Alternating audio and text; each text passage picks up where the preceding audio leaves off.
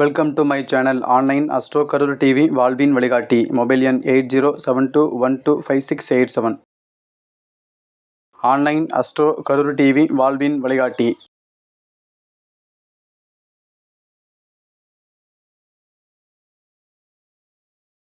சிறப்பு அழைப்பாளர் ஐயா 2 பேருமே பார்த்தீங்கன்னா ஏறக்குறைய தந்தை ஸ்தானம் தான்.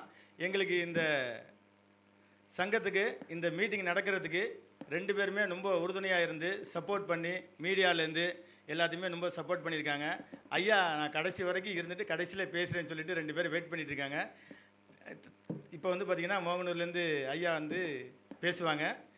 அனைவருக்கும் வணக்கம். என் பெயர் ரவி ஜெயக்குமார்.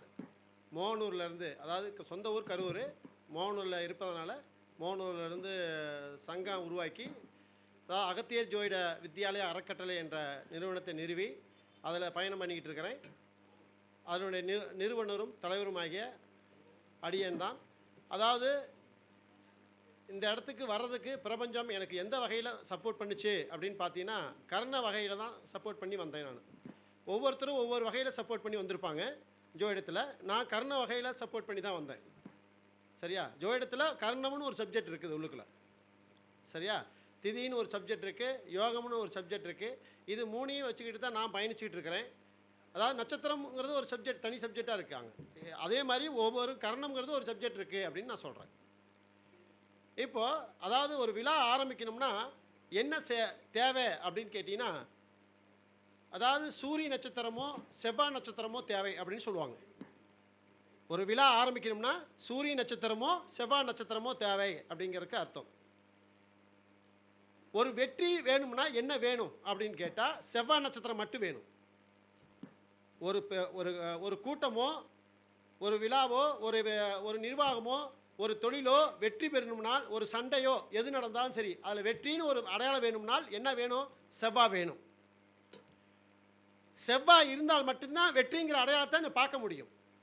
அதனால தான் இந்த செவ்வாய்ங்கிற கிரகத்தை உபஜெயஸ்தானம் சொல்லக்கூடிய 3, 6, 10, 11 இடத்துல செவ்வாய் நட்சத்திரம் இயங்கும். அதைத்தான் உபஜெயஸ்தானம்னு சொல்லுவாங்க. ஜெயம்னா என்ன? வெற்றின்னு அர்த்தம். சரியா? அப்போ எல்லா கிரகத்துக்கும் உபஜெயஸ்தானம் கொடுக்கலையே. எது கொடுத்துருக்காங்க? செவ்வாய் நட்சத்திரம் இயங்குற இடத்துக்கு மட்டும் தான் ஜெயஸ்தானமும் கொடுத்துருக்காங்க, உபஜெயஸ்தானமும் கொடுத்துருக்காங்க. 3வது காலகட்டத்தில் 3வது காலபுருஷ தத்துவப்படி 3வது இடத்துல பாருங்க என்ன நட்சத்திரம் இயங்கும்? மிருகசீட நட்சத்திரம் இயங்கும். 6வது இடத்துல சித்திரை நட்சத்திரம் இயங்கும். 10ஆம் இடத்துல அவிட்ட நட்சத்திரம் இயங்கும். 11ஆம் இடத்துல அவிட்ட நட்சத்திரம் இயங்கும். சரிங்களா? இங்கே எல்லாம் செவ்வாய் நட்சத்திரம் இயங்குறதுனால மட்டும்தான் உபஜெயஸ்தானம்னு சொன்னேன். சரிங்களா?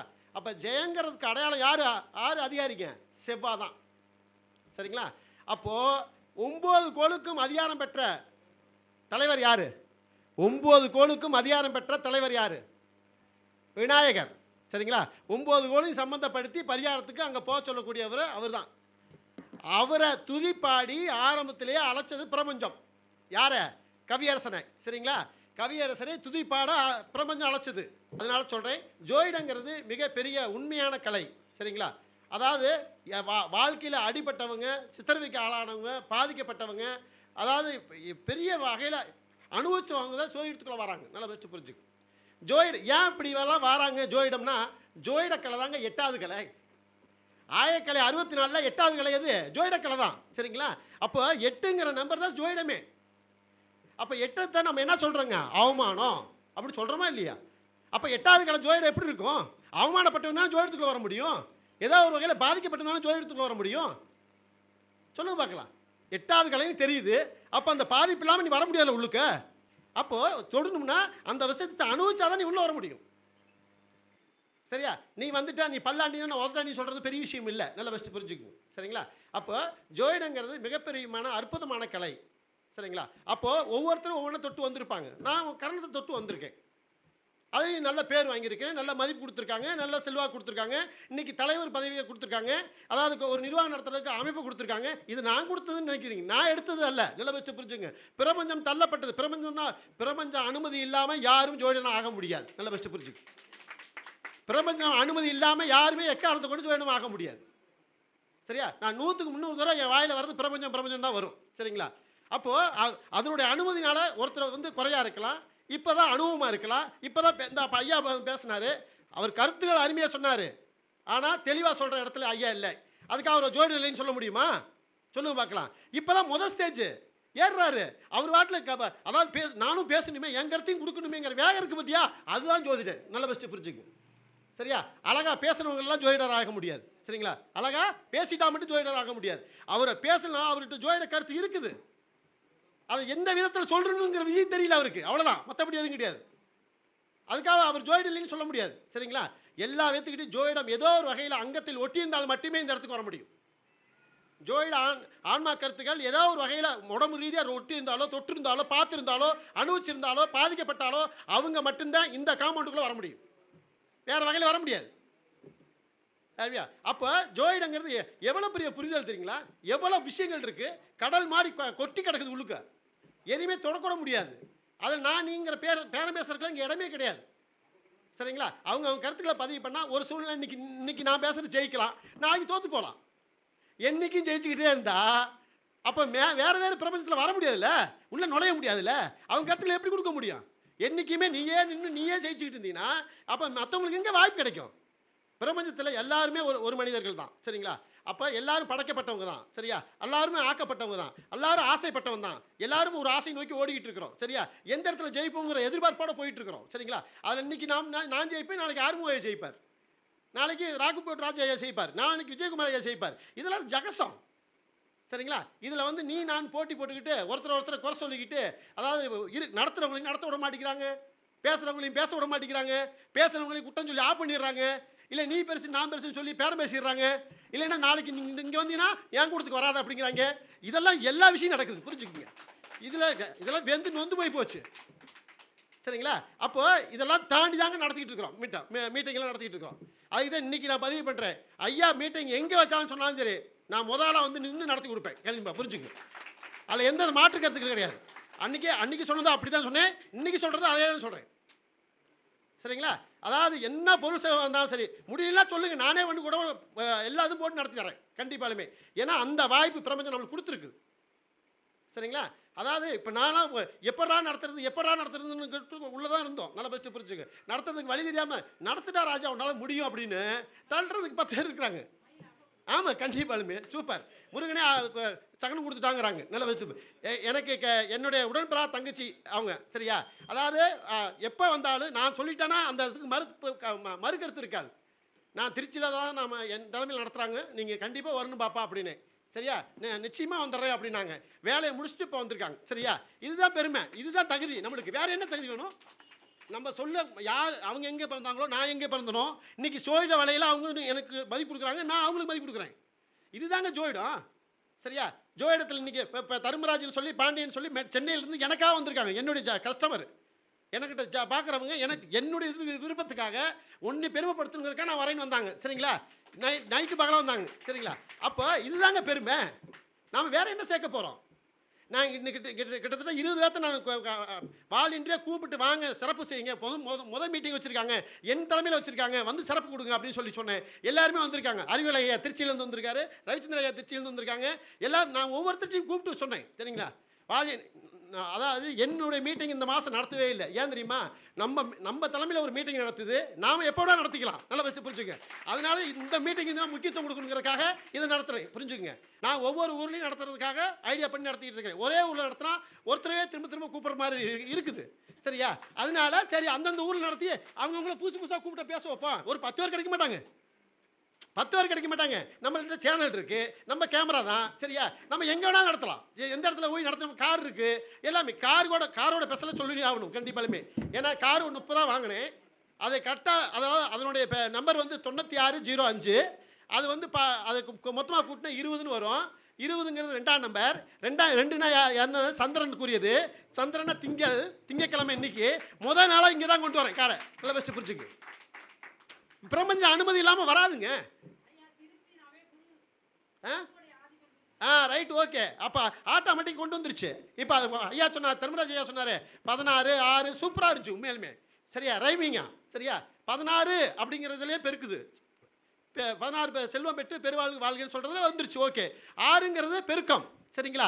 அதே மாதிரி இன்னொரு விஷயம் அவர் விட்டாரு, அதை நான் சொல்கிறேன். 2025 கூட்டினா 9 வரும், பாக்கியம் ஃபுல்லாக கிடச்சிருச்சுன்னு அர்த்தம். புரிஞ்சுக்குங்க, பாக்கியம் ஃபுல்லாக கிடச்சிருச்சுன்னு அர்த்தம். அதாவது பெருவாழ்வு வாழ்கன்னு சொல்லிட்டார் அவர் ஐயா. 6 பெருக்கம் வந்துருச்சுன்னு சொல்லிட்டாரு. ஆனால் இது முழுமையாக உங்களுக்கு கிடைக்க போகுதுங்க ஊர்ஜிதப்படுத்துறதுக்காக 2025 கூட்டினா 9, சரிங்களா? 9ங்கிறது என்னங்க? பாக்கியஸ்தானம்னு அர்த்தம். நம்ம அதில் ரைட்டா? ஒவ்வொரு ரைமிங்கும் ஒவ்வொரு இடத்துலையும் ஒளிஞ்சிருக்குங்க. ஆமாங்க, சரியா? அதான் செவ்வானா வெற்றின்னு சொல்லிட்டு முன்னாடியே செவ்வாய் நட்சத்திரம் ஓடிட்டு இருக்கு, வெற்றிக்கான அடையாளம்னு சொல்லிட்டேன், சரிங்களா? அதாவது அது வெற்றிக்கான அடையாளம் தான் உபஜயஸ்தானத்தை சொன்னேன். ஓகே ஓகே, சூப்பர், சந்தோஷம், சரிங்களா? அப்போது அந்த மாதிரி விஷயங்கள் அது கொடுத்துருக்கு. இப்போ செவ்வாய் நட்சத்திரங்கிறதுனால பவகரணத்தில் அவங்களே அறியாமல் 3 பேர் தலைமை போட்டாங்க. 3 பேருமே பவகரணம். இதை நான் தெரியப்படுத்துகிறேன், புரிஞ்சுக்கங்க. அவர் தான் முதல்ல ஆரம்பித்தார். புரியுங்களா? எப்படி உங்களுக்கு பவம் சப்போர்ட் பண்ணுது பாருங்க. இதுதாங்க பிரபஞ்சம். வாயில் பேசுகிறதா பிரபஞ்சம், அதுவாக கொடுக்கணும், சரியா? நீங்கள் எந்த வகையில் தேர்ந்தெடுத்தீங்களே தெரியாது, சரிங்களா? முதல்ல என்கிட்ட கேட்டீங்க, கேட்ட மாதிரி தான் நான் சொன்னேன். அதுக்கப்புறம் என்ன செஞ்சேன்? எங்கள் டீமில் இருக்கிறாலே 2 பேர்த்த எடுத்தீங்க, சரிங்களா? மொத்தம் 3 பேர் ஆச்சு. 3 பேருமே பவகரணங்கிறது எனக்கு ஆணித்தரமாக தெரியும், சரியா? பாலகிருஷ்ண ஐயாவும் பவகரணம், சுந்தராஜ் ஐயாவும் பவகரணம். நல்ல பெஸ்ட்டு புரிஞ்சுக்கங்க. அப்போ 3 பேர் பவகரணம். ஒரு விழா ஆரம்பிக்கணும்னா, ஒரு புது விழா ஆரம்பிக்கணும்னா எதில் ஆரம்பிக்கணுங்களா? பவகரணத்தில் ஆரம்பிக்கணும்னு சொல்லுவாங்க. நல்ல பெஸ்ட்டு புரிஞ்சுங்க. ஆமாங்க, அதான் பவகரணத்தில் பீச்சை கொடுக்குறாங்க. பவகரணத்தில் நான் தான் ஆரம்பிச்சே வச்சேன். நல்ல பெஸ்ட்டு புரிஞ்சுங்க, சரிங்களா? இப்போ நம்மளுக்கு அமைப்புங்கிறது நாம் பிரபஞ்சம் கொடுத்த கிட்டுங்க. அது இதில் யார் தலைமைங்கிறது முக்கியம் இல்லை. நல்ல பெஸ்ட்டு புரிஞ்சுங்க. ஒருத்தருக்கு பிடிச்சிருக்கு, ஒருத்தருக்கு பிடிக்காமல் இருக்கும், சரிங்களா?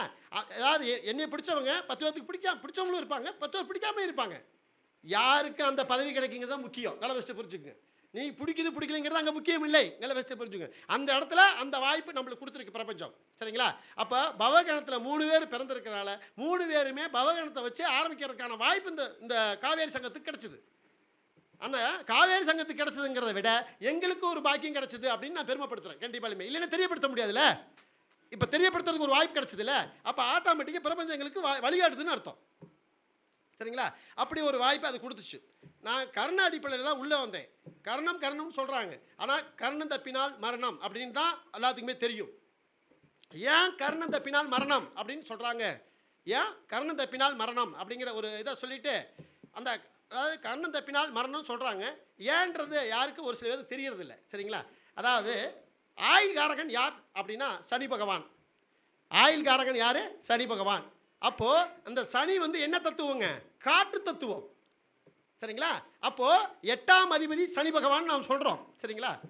ஆனால் 8ஆம் இடத்துல யார் நிற்கிறா? சனி நட்சத்திரம் தான் இயங்குது, சனி இல்லைங்க. ஆயுள்காரனா அவன் தான் இருக்கான். நல்லா ஃபஸ்ட்டு புரிஞ்சுங்க. அப்போது கர்ணம் தப்பினால் மரணம்னு சொல்கிறாங்களேங்க, அப்படி இல்லை வசனம். அது சூட்சுமத்துக்காக சொல்லி வச்சுருக்காங்க. கர்ணம் தப்பினால் மரணம், காற்று தப்பினால் மரணம். இதான் ஊச்சிதமான உண்மை. என்னது? காற்று தப்பினால் மரணம். சோதிடம் பூரா சூட்சுமம் தான், சரிங்களா? அன்னைக்கு சொன்னது பூராமே எல்லாம் வாரி சொல்கிறதுலேருந்து மற்ற பழக்க வழக்கத்துலேருந்து எல்லாம் சூட்சமாக தான் சொல்லுவாங்க. இன்றைக்கி தான் எல்லாமே வீடியோ போட்டு மீடியா போட்டு பப்ளிசிட்டி பண்ணிகிட்டு இருக்கிறோம். நல்லா வச்சு புரிஞ்சுங்க. அன்றைக்கி எல்லா கருத்துக்களும் சூட்சுமத்துக்குள்ளேயே இருக்கும், சரிங்களா? அப்போது அதாவது கர்ணம் தப்பினால் மரணம் அப்படின்னா நீ போடுற வித்தை மாற்றி போட்டினா உயிர் போயிருந்தான்னு சொல்லி வச்சுட்டான். நல்லா வச்சு புரிஞ்சுங்க. ஆனால் அதுக்குள்ளே என்ன சூட்சுமம் இருக்குது அப்படின்னா காற்று தப்பினால் மரணம். காற்று இல்லைனா யாருமே இங்கே சுவாசம் இல்லை, சுவாசம் இல்லைனால் நீ பிணத்துக்கு சமம் அப்படிங்கிறான். புரிஞ்சுக்குங்க, பிணத்துக்கு சமம் அப்படிங்கிறதுக்கு அர்த்தம் உண்டு. அப்போ உயிருங்கிற விஷயம் முக்கியத்துவம் பெற்றது எதனால? காற்றுனால. காற்று இல்லைன்னா உயிரே இல்லை, சரிங்களா? அதனால தான் கர்ணத்துக்கு முக்கியத்துவம் கொடுத்தான். ஆனால் என்னுடைய ஆதிக்கத்தில் நான் பூச நட்சத்திரத்தில் பிறந்தேன், சரிங்களா? பூசங்கிறது யோகத்தினுடைய புள்ளிங்க, யோகத்துடைய புள்ளி, சரியா? அப்போ அதாவது இன்னைக்கு ஓடுற யோகம் என்ன யோகங்க? விஸ்கம்ப யோகம், சரிங்களா? சனி தான் புள்ளி, பூச நட்சத்திரத்தில் தான் விஸ்கம்ப யோகம் ஸ்டார்ட் ஆகுது. விஸ்கம்ப யோகத்தில் தாங்க பூச நட்சத்திரம் ஸ்டார்ட் ஆகுது. அப்போ சனி பகவான் யோகி, சந்திரன் அவயோகி இன்னைக்கு அப்படிங்கிறான், சரியா? அப்போ சனிங்கிற நட்சத்திரம் அங்கே இயங்குது, சரிங்களா? அந்த சனி உட்காந்துருக்கிறது எந்த வீட்டில் உச்சமாகுதுங்க? குரு எந்த வீட்டில் உச்சமாகுதுங்க? பூச நட்சத்திரத்தில் கடகராசியில் உச்சமாகுது, சரிங்களா? குரு பகவானுக்கே உச்ச பவர் பண்ணவர். குரு பகவான் பிறந்த நட்சத்திரம் என்ன நட்சத்திரங்க? பூச நட்சத்திரம். குருவான் பிறந்த நட்சத்திரம் பூச நட்சத்திரம், சரிங்களா? அப்படிலாம் இருக்கும்போது இன்னைக்கு ஓடுற கரணம் எனக்கு, அதாவது எல்லாருமே நடப்பு கரணத்தை சொல்கிறாங்க, நான் சொல்கிறேன். ஓகே, நான் வந்து இப்போ உங்களுக்கு இப்போ புரிதலுக்காக என்னுடைய நடப்பு கரணத்தை சொல்கிறேன். அதாவது உங்களுடைய பிறந்த கரணம் வேற, நடப்பு கரணம் வேற. சரிங்களா? இப்போ நான் பாயிண்ட் முடிக்கணுங்கிறதுக்காக என்னுடைய நடப்பு கரணத்தை மட்டும் சொல்லி இப்போ அனுமதிக்கிறேன். சரிங்களா? என்ன காரணம் அப்படின்னு கேட்டிங்கன்னா, எனக்கு இப்போ நடப்பு கரணம் வந்து கரசை கரணம். நடப்பு கரணம் வந்து கரசை கரணம். அப்போ கரசை கரணத்துக்கு அதிபதி யாரு? குரு பகவானும் சந்திர பகவானும் வராங்க. சரிங்களா? குரு பகவானும் சந்திர பகவானும் வராங்க. அப்போ குருங்கிறது யார் அப்படின்னு கேட்டிங்கன்னா, அப்போ பூச நட்சத்திரத்தில் உச்சமாகுது. அப்போ பூச நட்சத்திரங்கிறது எங்கே இருக்குது? சந்திரன் வீட்டில் தான் இருக்குது. நல்லா வச்சு புரிஞ்சுக்கு. அப்போ பூசங்கிறது எதை குறிக்கிறது அப்படின்னா, முருகனுக்கு உகந்த நட்சத்திரமாக குறிக்கிறது. தைப்பூசம் கொண்டாடுறாங்களா இல்லையா? ஒன்று. அதே மாதிரி சந்திரன் உச்சமாவது நட்சத்திரம் என்ன நட்சத்திரம் அப்படின்னா, கிருத்திகை நட்சத்திரத்தில் உச்சமாகுது. சரிங்களா? கிருத்திகைங்கிறது யாருக்கு உகந்த நட்சத்திரம்? முருகனுக்கு உகந்த நட்சத்திரம். நல்லா ஃபஸ்ட்டு புரிஞ்சுக்கு. அப்போது முருகன் கோயிலுடைய கும்பாபிஷேகம் எந்த கரணத்தில் நடக்கும் என்றால் கரசை கரணத்தில் நடக்கும். எழுதி வச்சுக்கோங்க. முருகனுடைய கும்பாபிஷேகம் எந்த கரணத்தில் நடக்கும்? கரசை கரணத்தில் தான் நடக்கும். ஓகே.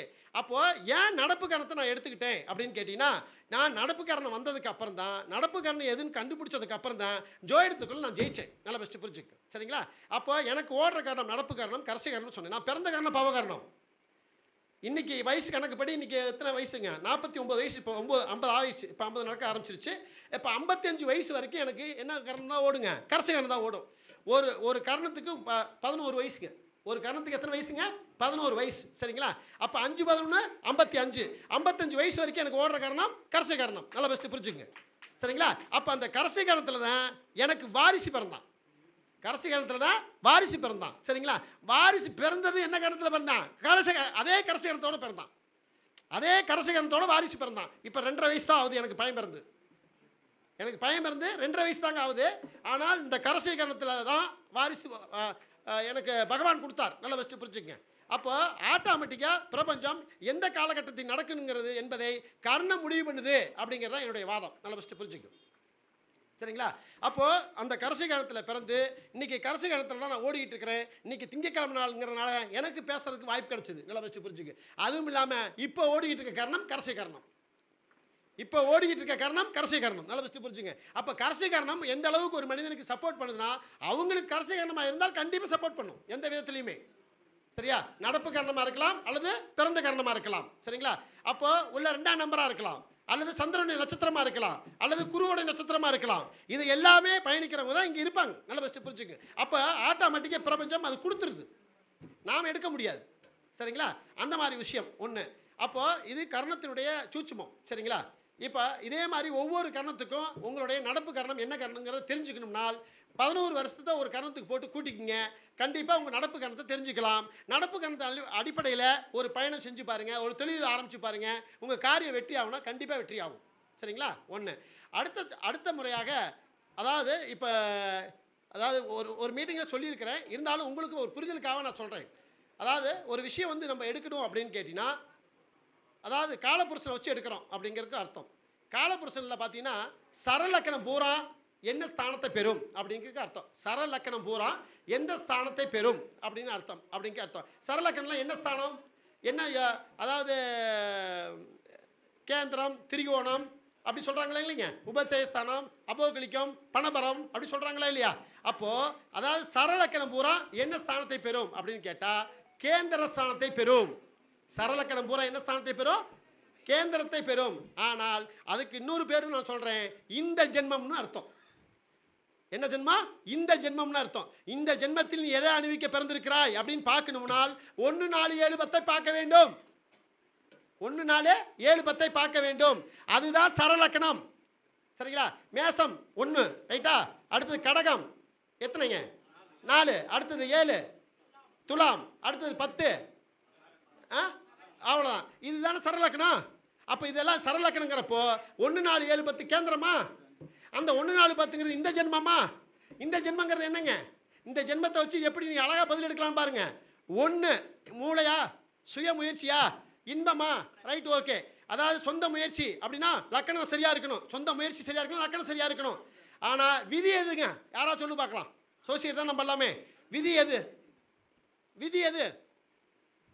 விதியோடைய லக்கணம் எதுங்க? இந்த இடத்துல விதிங்கிறது எந்த ஸ்தானம்? இல்லை இல்லை, 1ஆம் இடமும் மேசமும் ஒன்றே தான். ரைட்டா? இல்லை. விதி என்பது எது? 10 தான் விதி. சரியா? 10 தான் என்னது? விதி. சரிங்களா? 10ஆம் இடம் தான், கேந்திரம் தான் விதியை நிர்ணயம் பண்ணும். நல்லா ஃபஸ்ட்டு புரிஞ்சுக்குங்க. நீங்கள் எதை நோக்கி ஓரீங்க? கர்மா தெரிஞ்சால் தாங்க விதியை இப்பெல்லாம் வெல்ல முடியும். கர்மாவே இல்லைன்னா எதுங்க? கர்மஸ்தானமே அதானே. அப்புறம் கர்மா இல்லாமல் எப்படி விதியை வெல்ல முடியும் நீ? சரியா? ஆனால் விதியான தெரியாமல் இருக்கலாமே தவிர கர்மான்னு தெரியுமில்ல உங்களுக்கு. அப்போ கர்மஸ்தானம் எது? 10ஆம் இடம் தானே. அப்போ நீ லக்கணங்கிறது நீ சொந்த முயற்சி. சரியா? 10ஆம் இடம் வென்றால் மட்டும்தான் நீ விதியை வெல்றதுக்கான சாமர்த்தியம் உள்ளவேன்னு அர்த்தம். புரிஞ்சுக்குங்க. சரியா? அப்போ விதி வெல்ற அதுக்கு தான் ஒன்றுங்கிற விஷயம். ஏதாவது ஒரு விஷயத்தில் 1 அப்படிங்கிற ஒரு விஷயம் இருக்குது, 3ங்கிற ஒரு விஷயம் இருக்குது. 3 தான் வீரியம்ன்ற சொல்கிறோம். சரிங்களா? அப்போ ஒவ்வொன்றுக்குமே 3ஆம் இடம் அப்படிங்கிற ஒரு விஷயம் இருந்தால் 1ஆம் இடம் அழிஞ்சா 3ஆம் இடம் என்னவா வரும் அப்படிங்கிறது ஒரு சின்ன புரிதல் தான். 1ஆம் இடம் அழிஞ்சாதான் 3ஆம் இடம் வேலை செய்யும். 1ஆம் இடம் அழிஞ்சாதான் 3ஆம் இடம் வேலை செய்யும். 1ஆம் இடங்கிறது மூளை. சரியா? அது அறிவா, அதாவது அடுத்த முயற்சியா வேலை செய்யணும்னா எதுங்க? அந்த 1 அழிஞ்சாதான் 3ஆம் இடம் முயற்சி வேலை செய்யும். முயற்சி அதாவது மண்டையில் மூளை இருக்குதுங்க. அந்த மூளை வேலை செஞ்சாதானே அடுத்தது அது அழிஞ்சாதான் வேலை செய்யணுங்கிற பேர் அழிகிறதுன்னு அர்த்தம். சரிங்களா? அது அழிஞ்சால்தான் எது வேலை செய்யும்? 3ஆம் இடம் வேலை செய்யும். 3ஆம் இடம் என்னங்க? கம்யூனிகேஷன், ஓட்டப்பந்தயம். ஓட்டப்பந்தயம்லாம் எதுங்க? 3ஆம் இடம் தானே. ஓடி போயிட்டான்னு சொன்னாவே 3ஆம் இடத்தை பார்க்கணும். ஓடி போயிட்டான்னு சொன்னாவே 3ஆம் இடத்தை பார்க்கணும். பாருங்க, ஓட்டப்பந்தயத்தில் கூட சொல்லுவாங்க 1 2 3 அப்படிம்பாங்க. ஓடியே போயிருக்கான். 3 நம்பர் தான் சொல்லுவாங்க, அதுக்கு மேலே சொல்ல மாட்டான். ஏன் 3 நம்பர் சொல்லி வச்சான்? 3ஆம் நம்பர் தான் ஓட்டம்னு சொல்லி வச்சான். சரியா? ஏன் 10 மணி வரைக்கும் எண்ணலாம்ல, 5 வரைக்கும் எண்ணலாம்ல. 3ல் தான் வீரியம் இருக்கு. அங்கே தான் ஸ்டார்ட் பண்ணுறான். அதனால தான் 1 2 3ன்னு சொல்கிறான். புரிஞ்சுக்குங்க. சரியா? அப்போ எதுவுமே சம்பந்தம் இல்லாமல் அங்கே தான் செவ்வாய் இருக்குது. 3ல் தான் வீரியம் இருக்குது. அங்கே தான் அவனுடைய தகுதியெல்லாம் கூட்டி கொடுப்பான். 3ஆம் இடம் தான் முடிச்சு. சரிங்களா? 3ஆம் இடம் தான் முடிச்சு. அதுதான் கல்யாணம், திருமணம். நல்லா ஃபஸ்ட்டு புரிஞ்சுக்குங்க. சரிங்களா? அப்போ 8க்கு 8ஆம் இடம் 3ஆம் இடம். 8க்கு 8ஆம் இடம் 3ஆம் இடம். கழுத்தில் 3 முடிச்சு போடுறா அப்படிங்கிறான். 3 முடிச்சு. 1 முடிச்சு இல்லை, 5 முடிச்சு இல்லை, 6 முடிச்சு இல்லை. எத்தனை முடிச்சு? 3 முடிச்சு. சரியா? அப்போ அந்த 3ங்கிறதுக்கு எவ்வளோ வீரியம் இருக்குன்னு கொடுத்துருக்கான் பாருங்க. எம்ஜிஆர் காலத்தில் சண்டை கட்டும், பழைய நடிகர்லாம் சண்டை கட்டும் போது 2 குத்தி 3ஆவது குத்து தான் வீரம் வரும். சரிங்களா? 2 அடி வாங்கிக்குவாங்க அவங்க. ஹீரோலாம் 2 அடி வாங்கிக்குவாங்க, 3ஆவது அடி திருப்பி அடிப்பாங்க. சரிங்களா? அங்கே கூட 3 தான் வச்சுருக்காங்க. அப்போ 3க்கு எவ்வளோ பவர் கொடுத்துருக்காங்க பாருங்க. 3ங்கிறது வீரியம் சார். சரி, அதுதான் சொல்கிறேன். 3ங்கிறது 3 எழுத்தில் மூச்சு இருக்கும். சரிங்களா? அப்போ அந்த 3 எழுத்துல தான் எல்லா விஷயமே இருக்குது. சரிங்களா? உயிருங்கிற விஷயமே, உயிருங்கிறது எத்தனை எழுத்து? 3 எழுத்து. அதுதான் ஐயா சொல்கிறாரு, 3 எழுத்தில் மூச்சு இருக்கும் அப்படிங்கிறார். நல்லா வச்சு புரிஞ்சுங்க. மூச்சுங்கிறதே 3 தான். சரிங்களா? மனசுங்கிறது 3 தான். சரிங்களா? இது எல்லாமே ஒன்று சேர்ற இடம் 3ஆம் இடம் தான். அதுக்கு தான் 3ஆம் இடம் வீரியம் இல்லைன்னா அந்த எந்த தம்பதியும் இணைக்காதீங்க அப்படிங்கிறத 3ஆம் இடத்தை முக்கியத்துவம் கொடுத்து பார்க்க சொல்கிறாங்க. நல்லா வச்சு புரிஞ்சுங்க. கழுத்துக்கும் சரி, வீரியத்துக்கும் சரி, உடலுக்கும் சரி, பாக்கியத்துக்கும் சரி, ஒற்றுமைக்கும் சரி, போட்டிக்கும் சரி, வெற்றிக்கும் சரி 3ஆம் இடம் தான் சிறப்பு அப்படிங்கிறத விதியமாக பதிவு பண்ணி சொல்கிறான். புரிஞ்சுக்கணும். சரிங்களா? அப்போ ஒவ்வொரு விஷயங்களும் ஆணித்தரமாக நிறைய விஷயத்துக்குள்ள உள்ள கொடுத்துருக்காங்க. 1ஆம் இடம் அழிஞ்சால் 3ஆம் இடம் வெற்றி பெறும் அப்படிங்கிற அர்த்தம். சரிங்களா? 4ஆம் இடம் அழிஞ்சா 6ஆம் இடம் வெற்றி பெறும் அப்படிங்கிற அர்த்தம் உண்டு. 4ஆம் இடம் சுகம் அழிஞ்சதுன்னா 6ஆம் இடம் நோய் வந்துருமா இல்லையா? மனுஷனுக்கு 4ஆம் இடம் என்னதுங்க? சுகம். 4ஆம் இடம் சுகம். 4ஆம் இடம் சுகம் அழிஞ்சதுன்னா அவனுக்கு என்ன வந்துருங்க? நோய் வந்துடும். அதான் 6ஆம் இடம் வேலை செய்யுங்கிறான். புரிஞ்சுக்குங்க. அதுக்கு ஒவ்வொன்றுக்குமே 7ஆம் இடம் என்ன செய்யணும்? 7ஆம் இடம் அழிஞ்சா என்ன போயிருங்க? என்ன போயிடும்? 9ஆம் இடம். 9ஆம் இடம் என்ன போயிடுவாங்க? பாக்கியம் போயிடும். நல்ல வசதி புரிஞ்சு. பாக்கியம் வெற்றி பெறணும், கடவுளை காணணும்னா ஆன்மீகம் அழிஞ்சா மட்டும்தான். சரியா? அதாவது எதுக்கு தாம்பத்தியம் அழிஞ்சா மட்டும்தான் என்ன செய்யும்? ஆன்மீகத்தை பார்க்க முடியுங்கிறான். புரிஞ்சுக்குங்க. தெய்வத்தை பார்க்க முடியுங்கிறான். சரியா? இதில் வீரியம் அதிகமாக இருந்துச்சுன்னா அவன் எந்த கோயிலுக்கு போவான்? போக மாட்டான். சரியா? எல்லாமே அழிஞ்சா மட்டும்தான் அடுத்த கோயிலுக்கு போக முடியும் அவன். சரிங்களா? அதுக்கு தான் சொல்லி வச்சிருக்கான் 7ஆம் இடம் வீரியம் அழியணும். சரியா? அவன் 9ஆம் இடம் கடவுளை பார்ப்பேன் அப்படிங்கிறான். பாக்கியத்தை பார்ப்பேன் அப்படிங்கிறான். அப்போ இதை வந்து ஒரு பொக்கிஷமாக வச்சுக்கிட்டு இருக்காங்க. 7ஆம் இடத்தை பொக்கிஷமாக நினச்சிட்டான்னு வச்சுக்க, 9ஆம் இடத்தை பாக்கியத்தை பார்க்கவே முடியாது அவங்களை. சரியா? 9ஆம் இடத்தை பார்க்கணும்னா இதை இழந்தாங்கிறான். சரியா? இதை அழியுங்கிறான். சரிங்களா? அந்த மாதிரி விஷயத்தை கொடுக்குறான். அப்போ 10ஆம் இடங்கிறது கர்மம். சரிங்களா? 10ஆம் இடம் கர்மம் அழிஞ்சா மட்டும்தான் 12ஆம் இடம் மோட்சத்தை அடைய முடியும். எப்படி திருப்பி போட்டிருக்கான் பாருங்க. எல்லாம் 3க்குள்ள வச்சு அமைச்சிருக்கானா இல்லையா? இது யாரா இது வரைக்கும் கொடுத்துருக்காங்களா? கொடுக்கல. கொடுக்கறதுக்கான பிரபஞ்சம் இன்னைக்கு தான் எனக்கு கொடுத்துருக்கு வாய்ப்பு. அது பிரபஞ்சத்துக்கு நன்றி. அவ்வளோ. சரிங்களா? ஒவ்வொரு விஷயமும் அது அந்த மாதிரி விஷயத்த கொடுக்குறாங்க அப்படிங்க அர்த்தம் உண்டுங்க. சரிங்களா? இன்னைக்கு வரக்கூடிய ட்ரெண்டிங்கில் புதுசாக பதிவு பண்ணுங்கிறதுக்காக அதாவது நான் புதுசாக பதிவு பண்ணிட்டு வந்தேன். ஆனால் அதை இன்னைக்கு பேச முடியல. அடுத்த மீட்டிங்கில் கண்டிப்பாக பேசுவேன். சரிங்களா? அதாவது எதுலன்னா ஆதார் எண்ணை பயன்படுத்தி மக்களுக்கு பலன் எப்படி சொல்வது அப்படிங்கிற தமிழ் எண் கணிதப்படி, சரிங்களா? என்ன எண் கணிதப்படி? தமிழ் எண் கணிதப்படி எப்படி மக்களுக்கு பதிய வச்சு அவங்க வாழ்க்கை நல்வழிப்படுத்தணும் அப்படிங்கிறதுக்காக டாபிக் கொடுக்கலான்னு வந்தேன். இப்போ எல்லாருமே அதை பற்றி பேசுறதுனால இந்த விஷயங்களை உள்ளே கொடுத்துட்டேன். சரிங்களா? ஒன்று இதுலேயே இன்னொரு விஷயம் இருக்குது. சரிங்களா? அதாவது இந்த ஜென்மம்னு சொன்னேன், முன் ஜென்மம்னு ஒன்று இருக்குது. இந்த ஜென்மம் எது சொன்னேன்? 1 4 7 10. முன் ஜென்மம் எது அப்படின்னு தெரியணும்ல. முன் ஜென்மம் எல்லாத்துக்கும் தெரிஞ்சிருக்கான், ஆனால் நான் சொல்கிற வேறு தெரியாதவங்க இருக்கீங்க, அவ்வளோ. முன் ஜென்மம் அப்படின்னா 2 5 8 11 இதான் முன் ஜென்மம். இது பணபரஸ்தானம்னு சொல்லுவோம். நம்ம என்ன ஸ்தானம் சொல்லுவோம்? பணபரஸ்தானம் அப்படி நின்றுறோம். அடுத்த ஸ்டெப்புக்கு போகிறதில்ல. முன் ஜென்மத்தை தெரியணும்னால் எது தெரிஞ்சிருக்க வேண்டும்? 2ஆம் குடும்பத்தை பற்றி தெரிஞ்சிருக்கணும், 5ஆம் இடம் பூர்வமுனியத்தை பற்றி தெரிஞ்சிருக்கணும், 8ஆம் இடம் அமாசன சக்தி தெரிஞ்சிருக்கணும், 11ஆம் இடம் லாபத்தை பற்றி தெரிஞ்சிருக்கணும், முன்னோர்களை பற்றி தெரிஞ்சிருக்கணும் அப்படின்னு விதி உண்டு. நல்ல பெஸ்ட்டை புரிஞ்சுக்கணும். அப்போ முன் ஜென்மம் தெரியணும்னால் அந்த காலம் 2 5 8 11 இதெல்லாம் முன் ஜென்மத்தில் எந்த வகையில் நீங்கள் பாதிச்சிருக்கீங்க, எந்த வகையில் முன்னேறிக்கீங்க, முன் ஜென்மத்தினால் எப்படி உங்களுக்கு கொடுப்பன வரப்போகுது அப்படின்னு தெரியணும்னா 2 5 8 11 பாருங்கள், சிறப்பாக இருக்கும். ரைட்டு. எதிர்காலம் தெரிஞ்சா தானே எனக்கு வாழ்க்கை. முன் ஜென்மத்தை தெரிஞ்சோ இந்த ஜென்மத்தை தெரிஞ்சோ நான் என்ன பண்ண போகிறேன் அப்படின்னா எதிர்காலம் என்ன நினைப்போம். நம்ம அதுக்கு தான் ஜோதிடரை அணுக போகிறோம். நம்ம எதிர்காலத்தில் அணுவிக்கணுங்கிறக்காக தான் ஜோதிடர் பார்க்க போகிறோம். அப்போ எதிர்காலத்தை குறிக்கிற கிரகம் எது அப்படின்னு கேட்டால், அதாவது எங்கெங்கே அழிவு வந்துச்சோ அதுதான் அந்த எதிர்காலமாக வரும். சரிங்களா? எது எது அழிவு வந்துச்சோ அதான் எதிர்காலமாக வரும். அழிஞ்சாத்தானே அது வரும். 7ஆம் இடம் அழிஞ்சா எது வருங்க? 9 வருமில்ல. அப்போ 9 பாக்கியம் கிடைக்கணும்னா அப்போ அந்த பாக்கியம் அந்த விஷயம் பூரா எது எது அழிவினால் வந்துச்சோ அது பூரா தான் எதிர்காலத்தை குறிக்கும் அப்படிங்கிறான். சரிங்களா? இப்போ 3ஆம் இடம் அப்படிங்கிறது 1, 6ஆம் இடம் 1, 9ஆம் இடம் 1, அடுத்தது 12ஆம் இடம். அவ்வளோதான். இதுதான் எதிர்காலம். நல்லா வச்சு புரிஞ்சுங்க. 6 12 இருக்குது. எதிர்காலம் 6 12 எதிர்காலமே இல்லை. வேலைக்கு போனால் சோதிக்க முடியுமா ஐயா? வேலைக்கு போனால் சோதிக்க முடியுமா? 6ஆம் இடம் தொலைஞ்சு போச்சு, நோய் வந்துச்சு, போயிரு, ஒதுக்கிடு, விட்டுரு, இப்படியே பலன் சொல்கிறோமே. அப்போ அப்படி இல்லை பிரபஞ்சம். சரிங்களா? 6ஆம் இடங்கிறதா உங்களுக்கு நிறைய விஷயத்தை கொடுக்க போகுது. நல்ல வச்சு புரிஞ்சுங்க. 12ஆம் இடங்கிறது மோட்சத்தை கொடுக்க போகுது. சரிங்களா? 12ஆம் இடங்கிறது என்னங்க? மோட்சம். சரிங்களா? அதாவது நல்ல சுகம், நல்லமான தூக்கம் இல்லைன்னா நீ எப்படி நல்ல தாமத்தம் இல்லைன்னா எப்படி நீ மனுஷனா வாழ முடியும்? அடுத்த தலைமுறை உருவாக்க முடியும். நல்ல விஷயத்தை புரிஞ்சுங்க. அப்போ 12ஆம் இடம் தேவை இருக்குதா இல்லையா மனுஷனுக்கு? அப்போ அதை எப்படி நம்ம அதாவது அதில் வெளிநாடு மட்டும் சொல்லிட்டு சாதத்தை முடிச்சிடுறாங்க. வெளிநாட்டுக்கு போ, 12ஆம் இடம் வெளிநாடு போ அப்படி. அதாவது காலையில் ஒரு ஐயா பேசினாங்க. யார்? நம்ம ஐயா தான் பேசினார். 6 8 12 எல்லா இடம் இருந்தால் வெளியூரில் இருக்கணும். கண்டிப்பாக 100% விஷயம். சரிங்களா? அதாவது மறைவு ஸ்தானம் சொல்றதை விட மறைஞ்சிருக்கியான்னு சொல்றாரு அவரு. சரிங்களா? அதுதான் உண்மையான மறைவு. மறைவு ஸ்தானம் கிடையாது. நல்ல பஸ்ட் புரிஞ்சுங்க. ஒவ்வொரு ஸ்தானமும் அது வேலை செய்யுது. நீ 3 6 8 12 நடந்துருந்தா அந்த ஊரை விட்டு வேற ஊர்ல இருந்து நல்லா பொழைச்சிக்கலாமா இல்லையா? அங்க போகாம இங்கேயே உட்காந்துக்கிட்டு நல்லா பொழைக்கணும்னா எப்படி பொழைப்ப? சரியா? பொழைக்க முடியாது. அதுதான் அவர் ஐயா சொன்னாரு. 3 6 8 12 வேற ஊர்ல போய் போல அப்படின்னு சொல்றாரு. சரிங்களா? அப்ப நல்ல கிரகமும் ஜெயிக்குது, கெட்ட கிரகமும் ஜெயிக்குதா இல்லையா? அப்போ கெட்ட ஸ்தானம் சொன்ன சாரம் பூரா ஜெயிப்பு ஸ்தானமாக வந்துட்டா இல்லையா? அதுதான் அங்கே விதி. நல்லா ஃபஸ்ட்டு புரிஞ்சுக்கங்க. சரிங்களா? அப்போ எந்த கிரகமுமே தப்பு செய்வது இல்லை. எல்லா கிரகமும் எல்லா இடமும் நன்மையே செய்யும் என்று கூறி விடைபெறுகிறேன். நன்றி, வணக்கம். எனக்கு பேச வாய்ப்பு கொடுத்த அதாவது காவேரி சங்கத்தினுடைய நிர்வாகிகள் அனைவருக்கும் என் மனமார்ந்த நன்றி கலந்த வணக்கத்தை தெரிவிக்கிறேன். அடுத்த ஒரு மாநாடாக இருந்தாலும் சரி, கூட்டமாக இருந்தாலும் சரி, நான் முதலாளாக வந்து இந்த பிரபஞ்சம் அனுமதியோடு வந்து நடத்தி கொடுப்பேன் என்று கூறி உறுதியான நன்றி கூறி விடைபெறுகிறேன். நன்றி, வணக்கம்.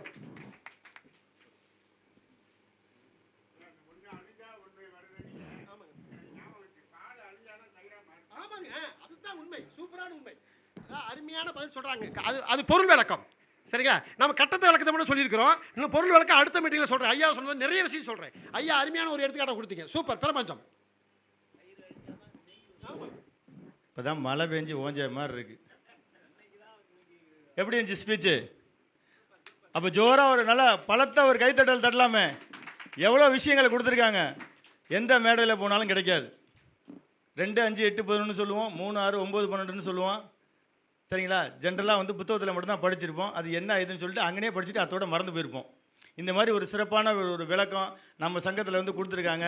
ஐயா வந்து பார்த்திங்க அப்படின்னா மோகனூர்லேருந்து வந்து எங்களுக்கு தந்தையாகவும் சகோதரராகவும் பக்க சப்போர்ட்டாக இருந்து ஸ்டார்டிங்கில் நாங்கள் முடிவு பண்ணதுலேருந்து இது வரைக்கும் இருந்து சப்போர்ட் பண்ணிகிட்ருக்காங்க. ஸ்பீச்சு வந்து பார்த்திங்க அப்படின்னா சொல்ல வேண்டியதில்லை, உங்களுக்கே தெரிஞ்சிருக்கும். நம்ம ஸ்ரீ காவேரி ஜோதிட சங்கத்தின் சார்பாக மீண்டும் ஒரு முறை ஐயாவுக்கு நன்றியை தெரிவிச்சுக்கிட்டு